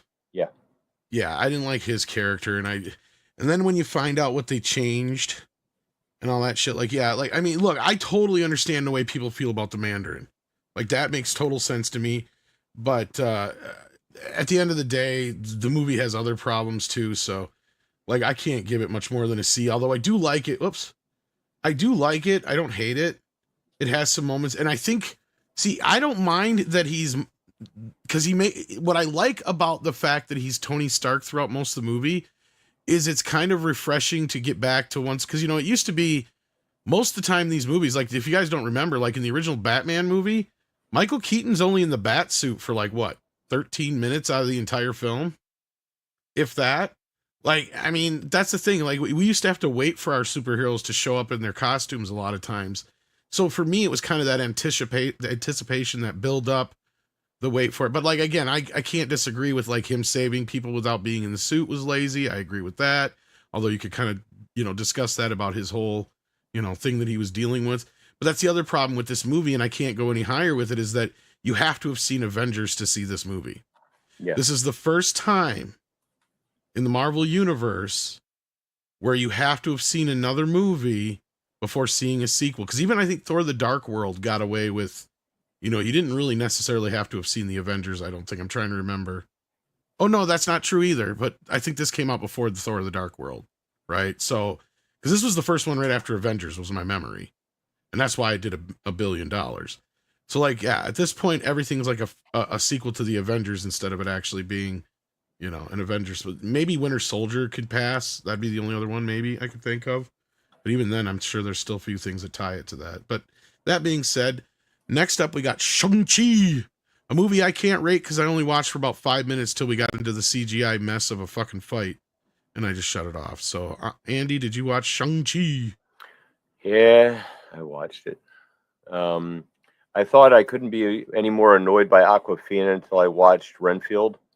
I think she really drags it. Now, for me, my Shang-Chi is Bruce Lee from Game of Death. That's was the motivation for Shang-Chi. That was the template that Mike Zeck used when he drew it.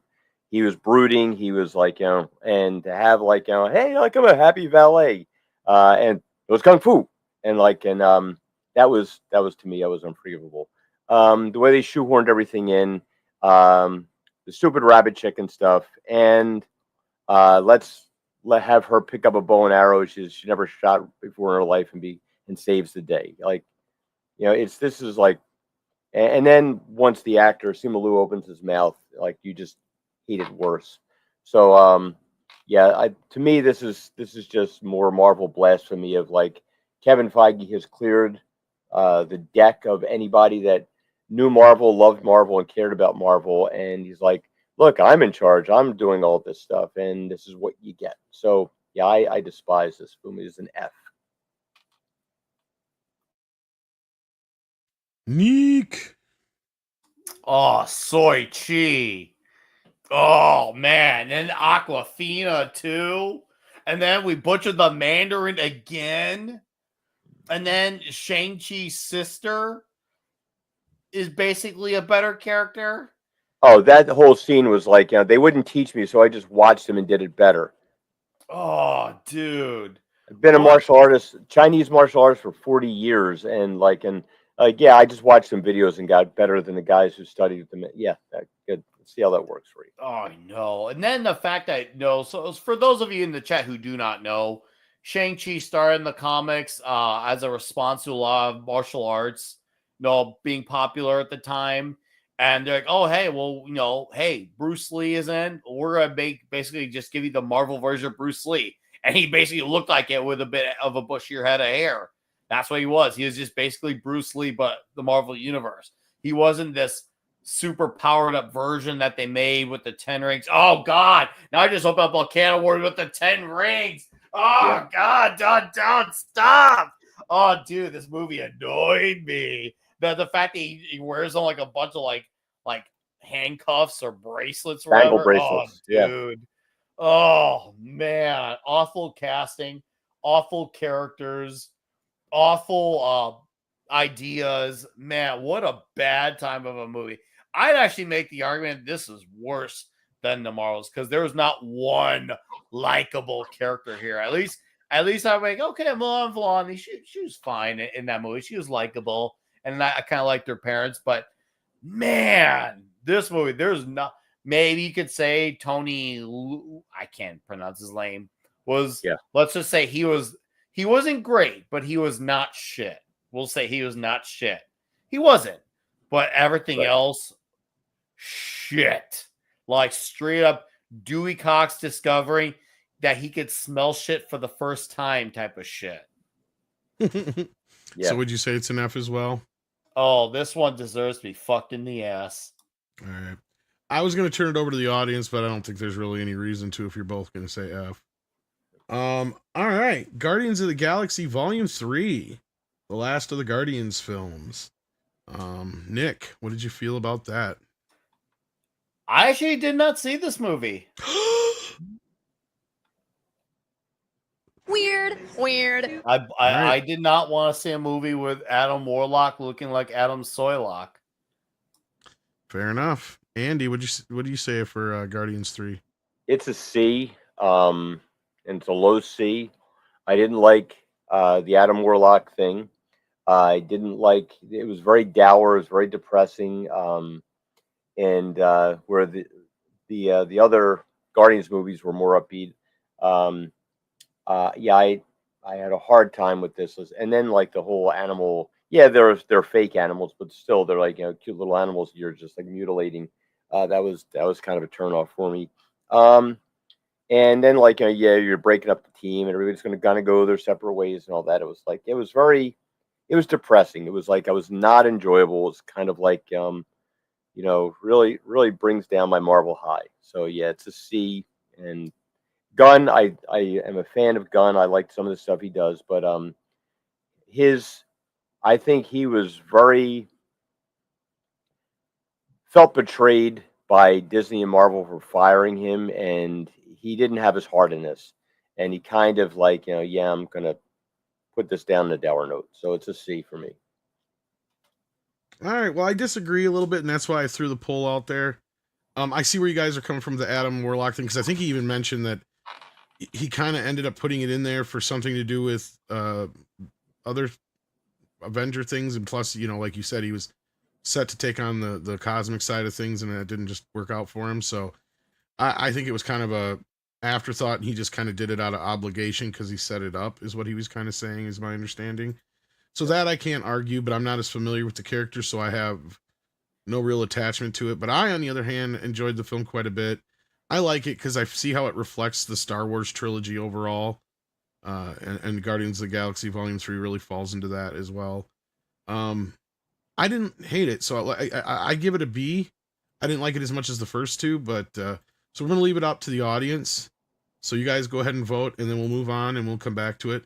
Up next is Spider-Man Homecoming. So a movie that a lot of people, I feel like, unfairly bashed when it first came out. What did you say about Spider-Man Homecoming, Andy? That'd be the first Spider-Man movie. Let's see, Spider-Man Homecoming. I'm gonna say, what did I put that under? I thought it was a B minus for me. Michael All right. Keaton, I thought was the definitely the bright spot of it. I think that it's sort of like that shock of like, all right, I'm glad that they didn't make Zendaya Mary Jane. They made her Michelle Jones MJ kind of thing. That would have been very off putting for me. Just because like Mary Jane's supposed to be a bombshell model, and Zendaya's not a bombshell model. She's pretty. She's like she's got no body whatsoever. She's like, which I guess might be a model thing, but and she was just so kind of cranky and miserable. It wasn't. I did like the way that what they did with Ned Leeds. Now I thought that was pretty funny. Big variation from the comic books. Um, I didn't like the whole Tony Stark angle. It takes away a lot of Spider-Man and um, his enjoy. I did like that they were really for once making Peter a very intelligent and very sciencey. I like that. Yeah, B minus for me. It's like if it weren't for Michael Keaton, it probably would have been lower. But he did such a good job as the Vulture, and that I thought was a very creative way to kind of introduce that, where he's picking up all the alien stuff and the leftover things from like the battles. I thought it was very creative. All right. Nick. I'm gonna go with a B minus as well. I do actually feel like this movie gets way too much flack. I feel like a little undeservedly in some parts, and in some parts deserved. Now, I do agree with the part of why Iron Man created a suit. I feel like that was absolutely unnecessary. Having when they did that opening scene to show you how he got his suit in Civil War, he should just made a suit. Should have made it, but that was bugging. Now also this is the movie where Zendaya was the most off-putting. So I don't know if she was just working a better material or she got flack and they took consideration into it, or maybe a little bit of both. By the time No Way Home, she's a lot more likable, but in Homecoming, that was the most intolerable of her, like by far and large. Now, obviously, the way they tied in the Avengers, the first movie, into us was really brilliant. Michael Keaton as Vulture was brilliant. And obviously, there was that nod to ASM number 33 with the stuffing falling down Peter. Obviously, not as well executed as Lee and Ditko did, but do I appreciate them at least paying respects to that? Yes. And I did appreciate the concept of what are you without the suit? I feel like that really, like, I would, that if they didn't acknowledge him needing to be Spider-Man by saying, hey, what are you without the suit? By doing that, I probably would brought it down to a C plus, but that really sticks it in B minus and makes it, well, flip for me. So I'm gonna stick with the B minus. Yeah, that's kind of where I come from in this, is that all the people who claim that he's Spider or Iron Boy, it's like, no, the whole point of the movie is that he has to learn how to be Spider-Man without the costume. And I mean, I agree, I understand where you're coming from. And that's where I agree with it. So like, yeah, I mean, gosh, you guys have all said pretty much B too, so I guess yeah, we're going to throw it up in the B. And to add the cherry on I'm kind of top, if you surprised. look back at it in retrospect between Homecoming, Far From Home, and No Way Home, it was almost like the trilogy was him in becoming Spider-Man throughout the story. Was that the intention? Kind of hard to tell if it was, but it definitely feels like that may have been the consideration the entire time. Maybe this whole trilogy was a 3-part origin story. Yeah, and then Jason Webster sends in 5 Australian, says, I believe roles like the ones she had in Crazy Asians and the Farewell suit Aquafina. I like her, just not in superhero films. I didn't actually hate her in Renfield, but yeah. Oh, dude, I can understand if you have issues with her. Yeah. Wasn't she that bird in the Little Mermaid remake? That I saw the that Yeah, that I think yeah, so. that scene got leveled for and criticized, where it was like a singing bird. I saw, even though I didn't see that movie, I saw that clip everywhere on Twix. So I'm like, bro, who sings like that? I heard Aquafina. I'm like, oh, never mind. That makes sense now. Now, if I was doing the rest of this list, I'd throw pretty much all these up in the A's, except for maybe Avengers might get a B, but that's just because over the years it's not as good as some of the sequels. But that's just my personal opinion. But it's not just my list. So, Andy, it sounded like you were a little down on Guardians 2. What's your thoughts? The only thing that really brings it down for me is I love Kurt Russell. Kurt Russell is one of my all-time favorite actors, and I hate seeing him as a villain. That was kind of like yeah, they messed the whole ego thing. Yeah, he's a celestial kind of thing. That was, and that twist where he's like, yeah, I just hated to put that cancer in her brain. Like holy shit, that was out of the blue. I didn't expect that. Yeah, I thought it was everything about it. I pretty much liked. I loved the inclusion of Ship, like from the original Star Lord comic book. And of course, they weren't going to do like the Jay Son, like who's going to be um, uh, like the comic book version. Of course, they kind of did that. In the comic book, Star Lord's pretty much a dick. He cheats and steals like to get that spot to get into space and meet his father. Uh, yeah, Guardians 2 was and of course it was a little depressing with it. So um, Guardians 2, I'm gonna say that's a C for me. Yeah, maybe a B. I'll give it a B.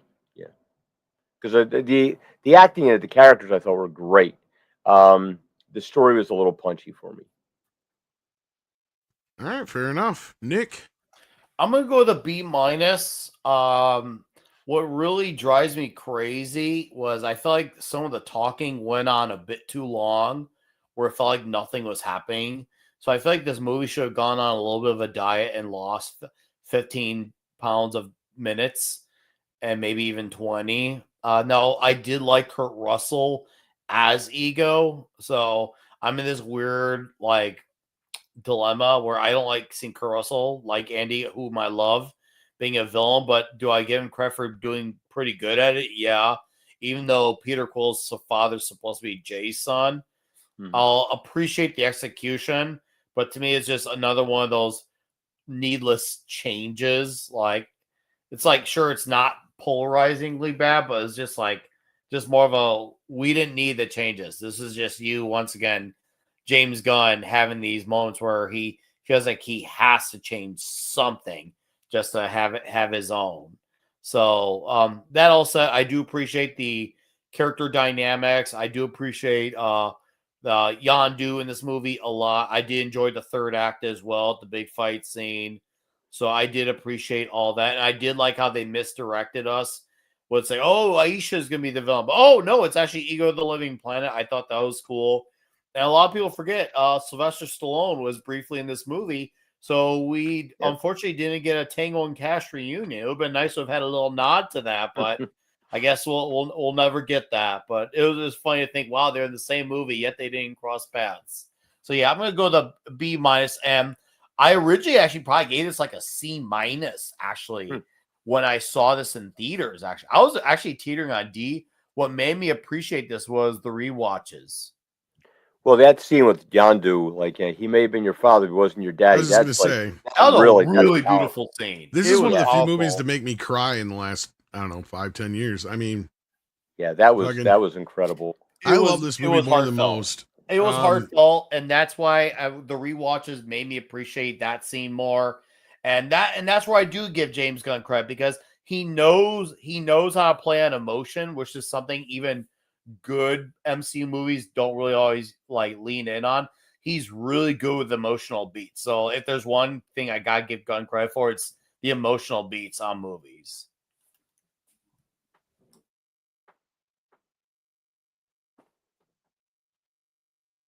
Sorry, I'm coughing. Sorry about that. All right, You're yeah. good, man. No, I mean, I totally, I like this more than most people do, and I mean, I see the parallels with Empire Strikes Back, and yeah, it just has so many emotional beats to it. I mean, I guess I'll cave with you guys and give it into the B's, but I would definitely put it in the A's. But that's my I gotta personal refresh opinion. my screen. Or let's You all turn big and black. wrong one. But while we're at it, let's see what the Guardians 3 comes in at. The poll.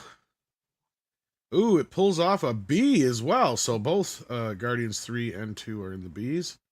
I guess I can live with that.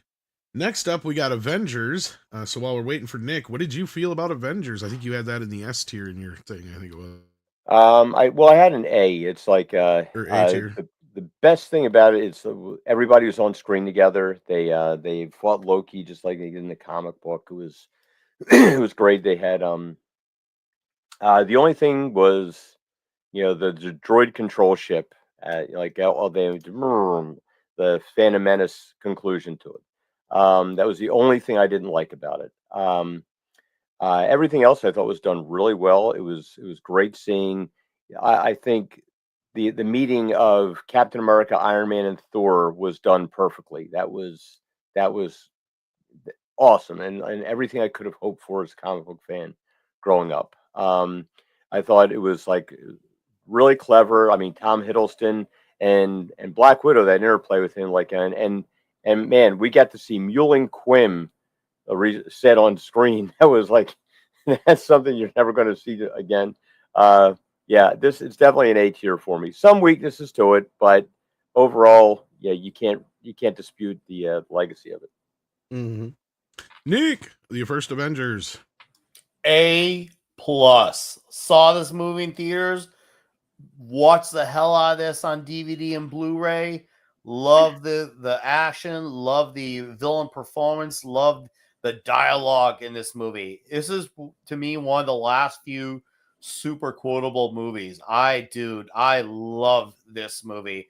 And seeing it in theaters when it came out opening night at midnight with my roommate at the time, like, her and I were like, holy crap, this is so cool. And it wasn't cool just because it was like the novelty idea. It was cool because it was a well put together story on its own.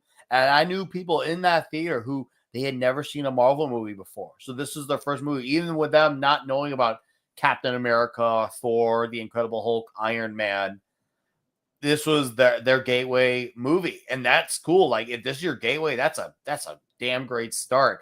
It's the only movie where I truly appreciate Ruffalo's performance as the Hulk as well, because it felt like he was trying to play Bruce Banner, and not where come Thor Ragnarok, the character just end up ultimately becoming Mark Ruffalo. Because that's where I was just like, okay, when he did the whole thing about the other guy and how he tried to off himself, but the big guy spit out the bullet, or the just you and me, and then or like the fight with him and Thor, like. It was cool or even Shakespeare in the Park. Doth mother know you weareth her drapes? This is between me and you, metal man. Like, I could freaking like cite line for line from that movie. It's in that third act. That third act was incredible, and I will not forget. I think like I may have straight up died and came back to life when I saw Thanos show the side of his head at the end of the movie. I was like, holy shit. Like, it says I was living WWF Attitude Era, but in that theater for this movie. So yeah, A plus movie. Yeah, I put it in the A's because I don't feel like getting lynched. Yeah. So yeah, we got one more movie left, and this one may be a debatable one. I know some people out and out hate this fucking movie. Some people think it's okay. I myself love Thor Ragnarok. Andre and myself bond over this film because we think it's hilarious. Unfortunately, every great thing about this is a problem in Thor Love and Thunder, but that's neither here nor there for this movie. I totally respect and appreciate and understand those who are upset for what this movie did by cannibalizing Ragnarok with Planet Hulk, but they're just. This is one of my most rewatched Marvel films besides the Guardian movies. So yeah, I'm quite biased on this movie. I would give it an A, but I leave it up to you, gentlemen. Andy, I'm sure you're going to be in a bit different place with this one. Yeah, Thor Ragnarok. I was. It's a C for me. I love the I kind of like the things with the Planet Hulk stuff, where they're fighting. I thought that was pretty cool. I think that Hulk's performance there as the Gladiator Hulk was probably Ruffalo's best outing as this, because he was doing the Hulk. He was actually being like very in his element kind of thing. Um, the whole death as Hela being Odin's daughter, that kind of irritated me. Like that broke canon with me. I mean, you can't do it because she's actually Loki's daughter, but um, we did get to see Thor as powerful as he should have been, and with the music and everything coming in there, that was epic. Um, a lot of great moments in this. But this was the beginning of jokey Thor and Thor, man, he's a freaking Viking. He's badass. He shouldn't necessarily be comic relief.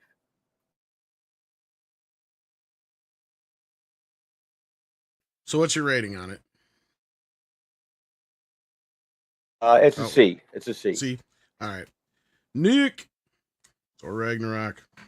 I'm gonna go with a C as well. I love the color visual of it, and you got to see potential of what Thor can be for his full power. But you also started to see the beginning in retrospect of the when the humor starts to take stuff way too far, because you had some really good, like, I know Taika Waititi is actually good at bringing in a moment of dramatics, and it seems like it's be really good, but then he drowns out his own talents with one of his opposite of talents, with how he dampens it with humor, and very polarizingly so. So it wasn't like it was like a moment of like a short laugh, but it was just like laugh out loud. And since this was like a apocalyptic type of movie, it should have been tempered. I'm not saying it need to be absolutely serious at all times, but this could have been dampened down by 30-40%. And Yeah, it's kind of true. A lot of the shit and flack that Gunn gets, it was Mhm. mostly this movie that. Oh, Does this a lot of movie it. is the worst doer of it, in my opinion. It was. Yeah, It I was mean, the as much worst as I doer. like it, I at least admit that. Yeah. Mm-hmm. Because like a great example is that when they lose Asgard and then you got the joke right afterwards. Yeah, the thing with Valkyrie too, this really ruined a great character for me. To have her like this drunk, failed Valkyrie, was very off-putting, especially because I love the Defenders, the actual Defenders comic book, um, and and then of course you're going to be the king of Asgard. Like, cut me a break. It's like that. Uh, you know, Yeah, in hindsight, I don't care for that as much. But anyway, Nick, what was your rating on it then? A C? See, Yeah, just make sure I got it right. Oh boy. So I gave it up to the chat before you guys even got through it because I had a feeling we were going to be a little all over the place. But kind of closer to C. The chat's giving it a B at the moment. I get why, if you're a normie, why you like this. I get where that comes from. I'm not gonna totally knock I was on going it. to say, this is very It's normie popular friendly. amongst Yeah. normies. It's stuff in a movie that has done well amongst normies. It's kind of like with, especially at least in America, obviously when you think of the James Gunn Superman movie, there's quite a bit of division. Well, a lot of normies have really latched on to Superman. Mhm. I've seen like I have definitely seen the normie conversation on Superman be really good. So I think Thor Ragnarok has a little bit of that, obviously, but for very different reasons. I'm mostly happy with this list. I think this is fair. Not too happy about a few titles, but I can live with it. I think it's well balanced. I think it's good because like we got I think having a lot of B films is not a bad thing. That means that, and look at the ones we got there; those are pretty good. And any one of those could be switched out as an A, almost. And not too many of them would I say are bad enough to be a C. So I think that's pretty well. And this lower C tier category below, like I think that's pretty well. Outside of Fantastic Four is the only one I guess I'd argue about now. After I put Black Widow and Look, we were too nice to those movies last week. Yeah, Way Black too Widow nice. was such a letdown for me. I mean, The the first sad 2/3 are good, but yeah. well, the sad part about that is that I see what they were trying to do with it, but the Black Widow film should have been like Hawkeye and Black Widow and resolving whatever happened to Budapest. It was like, and then we got this thing that If you're came gonna do a out with prequel, yeah. Harvey Weinstein fill in the and I Rachel Weisz is my like that's my girl. Like if I could like have dinner with like the 20 years younger single me and Evie from The Mummy, man, that would be like right there. But and she's like she got off scot free. She was like she enslaved these girls and did all this stuff and it was like nothing happened to her. And David Harbour starts off as a very competent agent, super soldier, and things, and then he turns into Captain Buffoon. I thought that was kind of he's enjoyable to watch, but he's not like Red Guardian. So I don't know. Yeah, I'm not. And then the falling sequence that like, man, that must have been on the moon because falling took a long time. That was the part that bothered me the most. Like, I had such fun with the first 2/3, and then that last 30 minutes where it's like that's not how gravity works. Like, yeah. And that whole Yeah. uterus thing was like that was a little on the nose. There was some moments in that last third that just really undid a lot of the first half. It was just like, no, really, why? Because it was on such a good kind of trajectory, and then it just went. And I like Florence Pugh just fine, and I like David Harbour. So like the supporting cast for the most part was really good. So I didn't have an issue with that. It was just But anyhow, I'm pretty happy with that list. I think we're good, and we managed to finish it off in less than 2 hours, mainly because there's only 3 of us, I think. But hey, that's all right. We were able to talk a little bit more about the movies and not rush through them as much as we did the last show. But thank you, Andy and Nick, for being here. Thank you, Paulie, for popping in here earlier, too. So we actually were foursome for a little bit there. But take care of yourselves and each other. Andy, do you got something going on in the near future you want to plug at all? No, I'll just be on Doomcock Show Wednesday night, and that's about it. I really got to make a video sometime for stuff I make, but I'll get to it. Sounds good. Neek, what's on Toxic Tuesday? Toxic Tuesday will be back next week, August 12th, with Charles Bronson's Mr. Majestic. So we'll finally be back, big, long, hard, and strong. And of course, Clobby's Comic Shop Saturday night. And go subscribe to if there's any metalheads in the chat, go subscribe to Bonded by Metal. One of our guys from our group saw the current tour from Ghost and had a big review for it. So go check out. We also did a review panel on the new Alice Cooper album as well. So go sub to Bonded by Metal. I'll post a link in the chat. But yeah, it was fun being here, and I look forward to doing this again next week. And I'll make sure I'm going to be back next week for the full show. All right, sounds good. I don't even know what we're doing yet next week. I haven't decided. Jason Webster says, sorry guys, did not like Thor Ragnarok. No need to apologize. Yes, the film fumbled its apocalyptic premise at the end of Asgard with too much humor. It's a D. Well, that's fair. It's totally fair that you feel that way. And then we got SFX Sabretooth Raptor asks, Tom, is there something going on with Starfleet Academy? Don't care, but after done with your stream, we'll watch Culture's take on it. Thoughts? I haven't seen what he's got to say about it yet. All I really know about it from what I heard, because I'm pretty sure Kurtzman's actual contract is up next year. But from what we've heard, they split up Strange New Worlds into 2 more seasons, and then they've shot Academy, or they're in the midst of finishing it up.